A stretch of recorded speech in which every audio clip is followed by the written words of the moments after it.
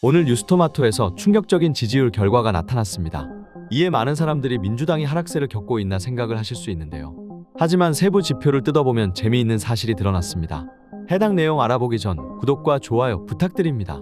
오늘 통계 추이를 보면 민주당 지지율이 하락한 반면 국민의힘이 상승하는 모습을 보였습니다. 또 윤석열 대통령 지지율이 상승하는 결과도 확인할 수 있었는데요. 하지만 이는 표면적으로 보이는 결과일 뿐 실제 세부 지표를 뜯어보면 말도 안 되는 내용들이 숨어있음을 확인할 수 있었습니다. 우선 저번주 표집수를 확인해보면 저번주 보수는 275명, 진보는 237명, 중도는 494명으로 표집되었는데 이번주 표집수는 꽤 충격적입니다. 보수는 303명, 진보는 212명, 중도는 488명으로 저번주의 보수는 진보보다 38명 더 표집되었지만 이번주는 보수가 91명 더 표집된 것이죠. 즉 쉽게 말해 보수가 표집이라는 것입니다. 평소 뉴스토마토는 원래 표집이 비슷했던 조사인데 이번 조사에서는 유난히 보수 표집이 많이 된 걸 확인할 수 있었습니다. 이어서 정당 지지율이 하락한 또 다른 이유 중 하나는 호남 지역에서 민주당 지지율이 20%포인트 폭락하는 모습을 보였습니다. 호남서 폭락할 큰 이유가 없음에도 20%포인트나 감소했다는 것은 사실상 튀어버린 여조라 판단할 수 있는데요.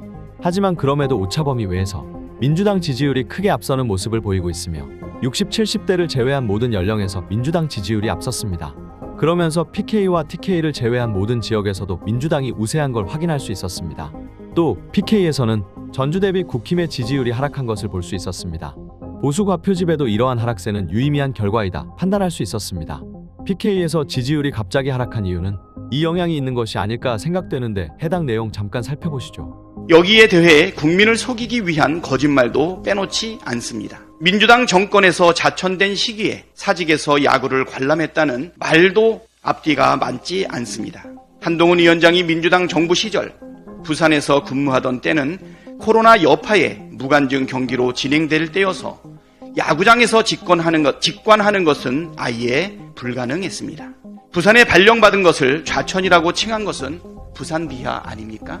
여담이지만 고등검찰청 차장검사가 저녁마다 바닷길을 산책하고 기타 배우고 야구 볼 정도로 한가하고 여유 넘치는 자리인지는 이번에 처음 알았습니다. 네, 바로 거짓말 논란이죠. 이미 부산 엑스포 29표 이후 부산의 민심이 크게 흔들리고 있는 가운데 이번 거짓말 논란까지 터지고 나니 결국 등을 돌리는 모습을 보일 수밖에 없는 것이죠.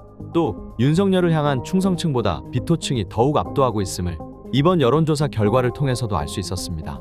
70대를 제외한 모든 연령대에서 비토층이 우세하고 있음을 확인할 수 있었으며 지역별로는 TK를 제외한 모든 지역에서 비토층이 우세하고 있음을 확인할 수 있었습니다. 보수 과표집인 결과에서도 이러한 결과가 나오는 것을 보면 윤석열 그리고 여당을 향한 민심이 심상치 않다는 것을 판단할 수 있었습니다. 오늘도 긴 영상 시청해주셔서 감사하다는 말씀 올리며 영상 여기서 마치도록 하겠습니다. 감사합니다.